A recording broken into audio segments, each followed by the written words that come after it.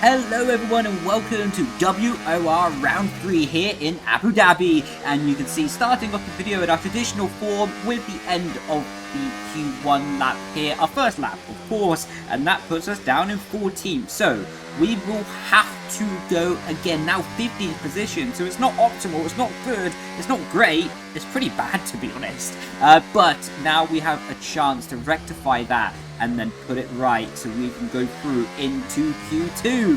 With that being said, starting the lap, and we have a weird situation with the outside marker board, so we're going to slow down the video. You can see we actually clip the marker board with our right hand side rear tire. It unsettles the car in the braking zone. You can see me wobbling the steering wheel, just trying to fight the car, and that means we lose the grip of the car. We slide wide from the apex, and now we are running wide and having to recover the car, making sure that we don't invalidate, because of course an invalidation while being P15 would be more than guaranteed to be out of Q1. We are almost a tenth down in Sector 1 because of that mistake, and now a full tenth down as the delta time updates itself as we go over the split line. So we first of all have to find a tenth to just go equal on our lap time. But realistically, we're going to have to find another half attempt on top of that to even have a chance of going through into Q2. So we are going to have to hook up the rest of this lap in the best way possible, and we've already started doing that, and we found just over half attempt through the chicane into the final sector. Oh so critical, starting off with a high speed left-hander.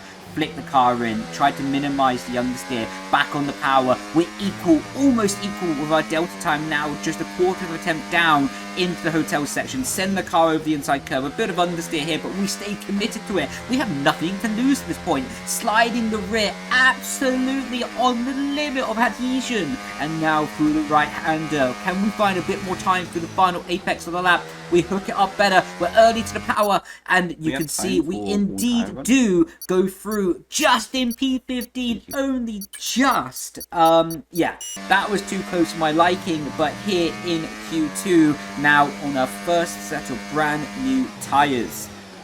Yeah, of course my delta is to a worn set of tyres, so it's not really relevant. And I'm really trying to push these videos hard to get out ASAP, because I'm going to be in Zandvoort this weekend with the F1 race, of course. So I'm recording this like 9-10 hours before my flight, so I literally did PSCL video just before this as well, so I'm really trying to power through and get these highlights uploaded to you so you have the content over the weekend to be watching and hopefully enjoying. With that being said, in our first run in Q2 we only have gone 13th, what means we're going to have to pull out all the stops in the final lap here to make sure that we can secure ourselves in Q3. Going into this session, I literally only had 5-6 hours of practice going into this race, quite simply because I spent the Thursday, Friday and Saturday and Sunday morning in Germany, and I was doing a basically coaching event with Acer and Predator, the computer companies that sponsor basically my team, well not my team, the team I race for as well in other games, RHE Esports, of course Roman Grosjean's esports team. They sponsor us, so I was out in Germany doing some coaching event with them, well some coaching events I should say, not a coaching event, but yeah, so we literally only had 5 to 6 hours of practice to get this race prepared, so we are having to pull every lap. Every lap is a learning experience, every lap is development on from the lack of practice that I've done into the hotel section, but that doesn't really matter now. What matters is hooking up this final few apexes, and that was pretty good, that was pretty smooth, and now we are gaining time on the delta, coming to the exit of the corner. 2.5 attempts up into the final apex, running up to the line. What can we do? It's P7. It's absolutely going to give us a chance of going through into the top 10 shootout, and it does. It does secure us through into the top 10.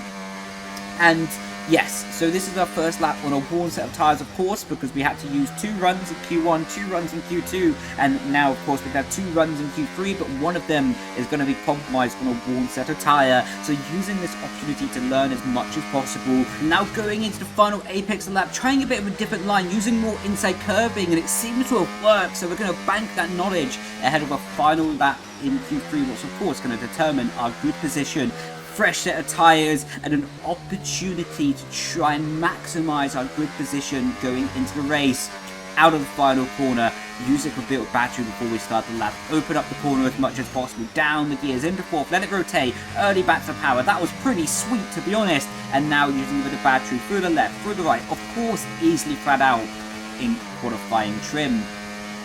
End of the first sector, braked around the 50-meter board, down into third gear, let it rotate. A 201 in the first sector was pretty handy, and now we're on our way in the middle sector split. Almost 2 tenths up on our delta, but of course that's comparing to our worn tyre run, so not 100% relevant. But we make a mistake in this corner. We brake a little bit too early, and you can see we had to do a few corrections of the wheel to avoid the inside curbing.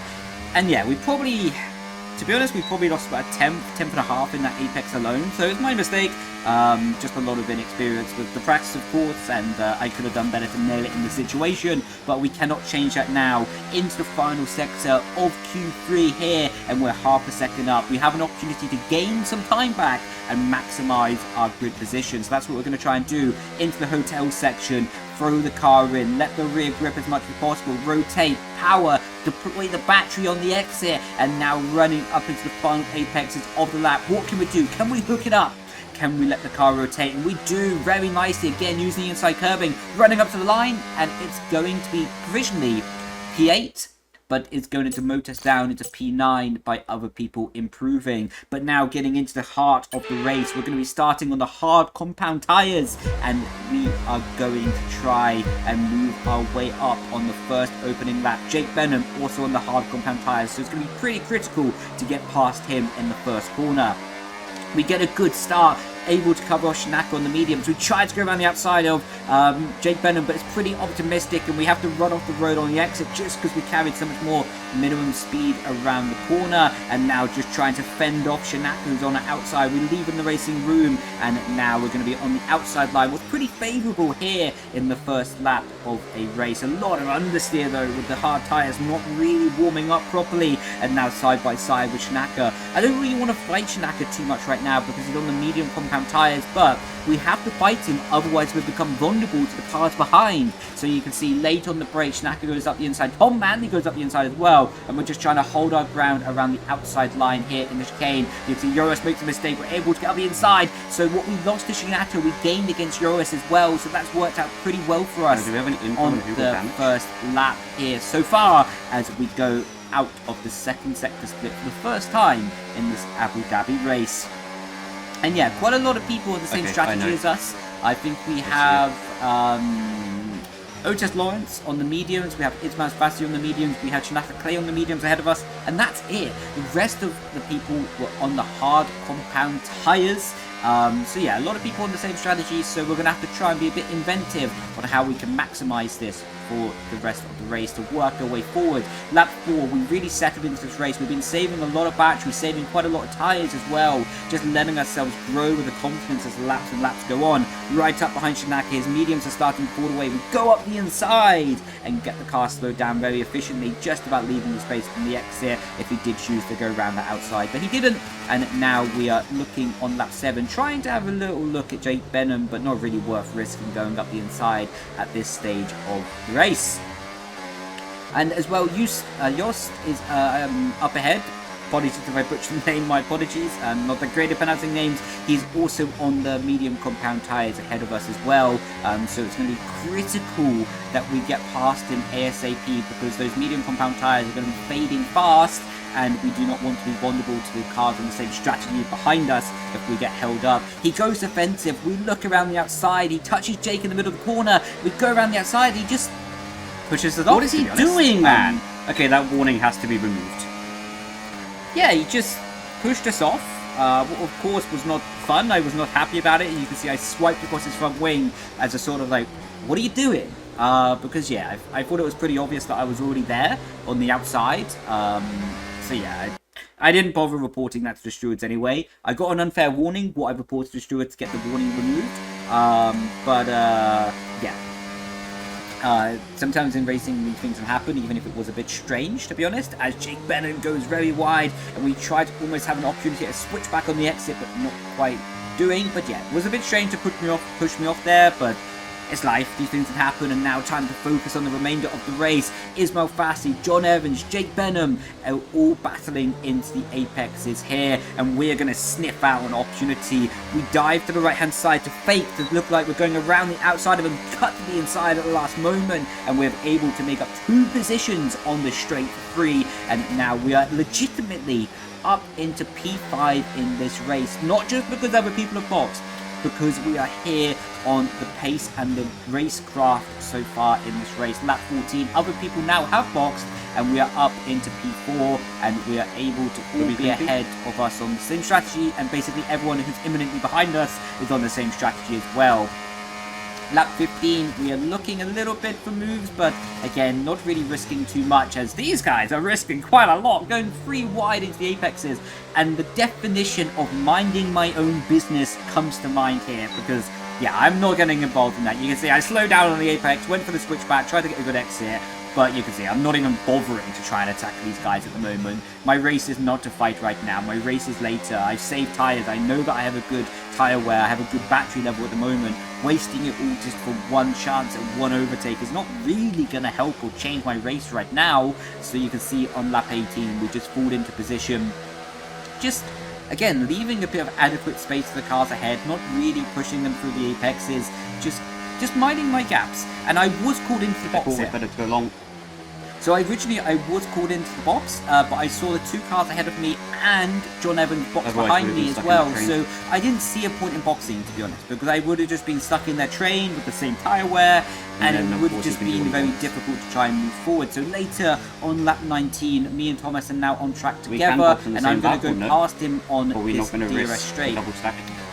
So you hear me talk about double stack. Of course, we're racing the F1 World Cars right now.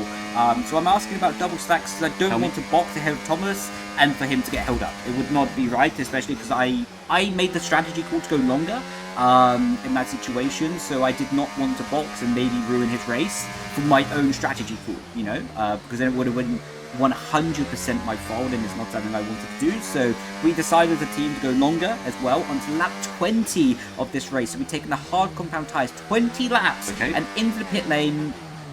Honestly, I don't know. We got this penalty on the pit lane entry, and it got removed after the race because, of course, it was clearly a glitch. So yeah, nothing really hurting in our race, just a bit weird to get that on the pit entry. But now we are going to be strapping on a set of medium compound tyres. What I need to do. And yeah, this is going to be a bit of a feisty end to the race. Only 8 laps to go. 9 if you include the final lap anyway, but 8 if you're starting the final lap.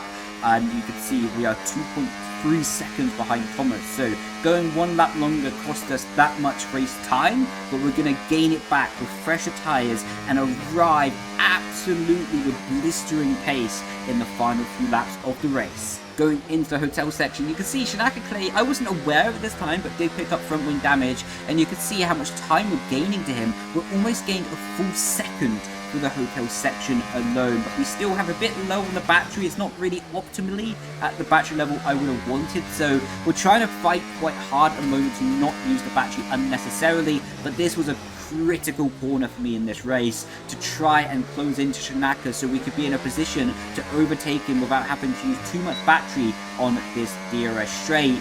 A few more tenths behind him and we would have had to use a lot of battery, what would have hurt us later in the stint. But here on lap 22, we are now into P8 in this race and closing down on the car's head pretty quickly. Lap 23, you can see Jarno Opmeer 1.3 seconds ahead, and yeah, we're starting to really close in.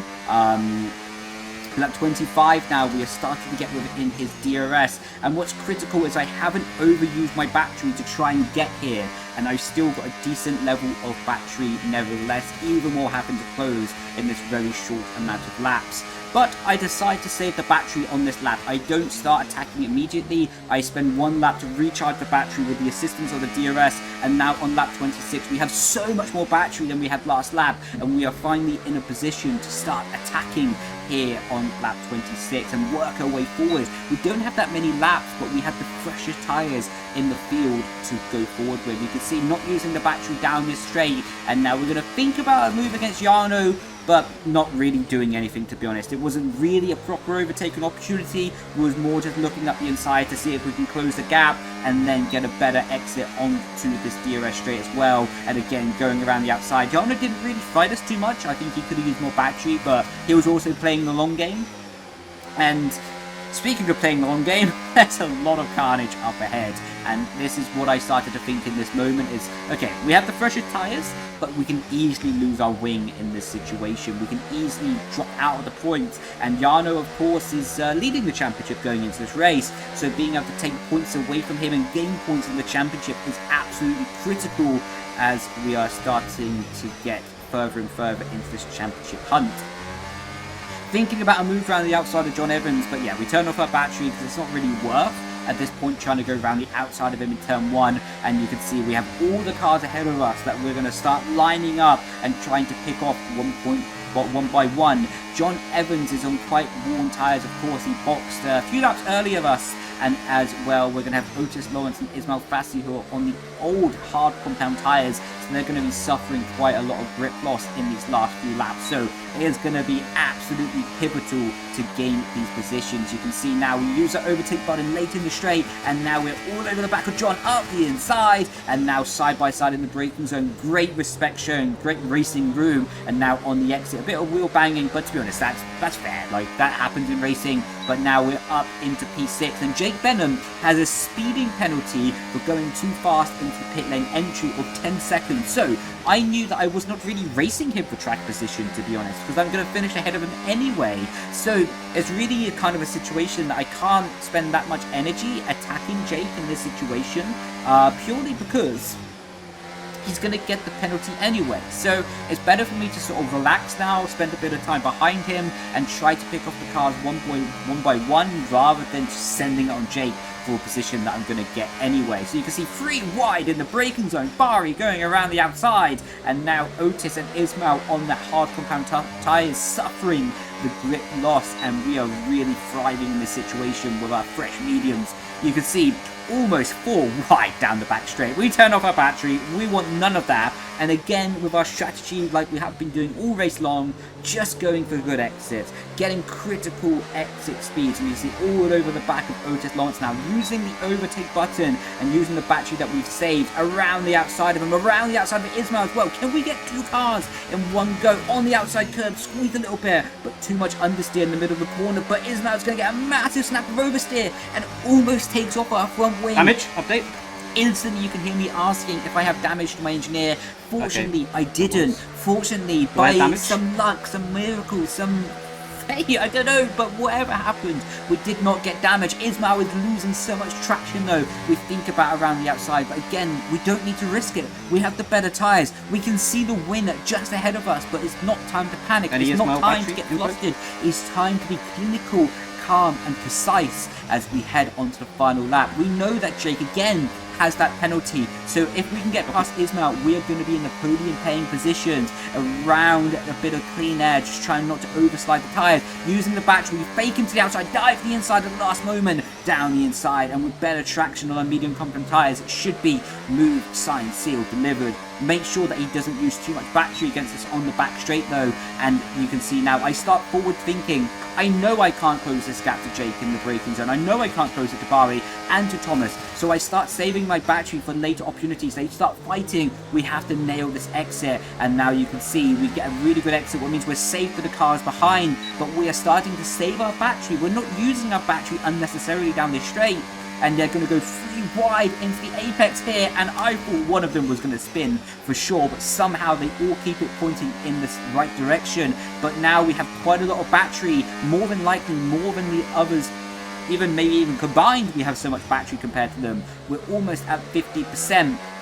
Now through the hotel section, you can see all of them fighting so hard, and you can see we start using a bit of our overtake button to try and go around the outside of Jake, try to get on the inside, but again, it's not worth risking. He does have the penalty, so you can see Thomas and Bari fighting up ahead, but Bari did get a penalty as well for earlier in the race for a collision with Shanaka, what cost him the front wing damage. So not only are we going to get promoted to P3 with our penalty being removed, we got promoted to P2 in this race because of Bari getting a penalty as well. So of course it says P7 on the left hand side of the screen right now, but we did finish 1-2. Thomas got P1, I got P2, so it was a great result for the team, great result for myself as well to come into this race only with 5 hours of practice.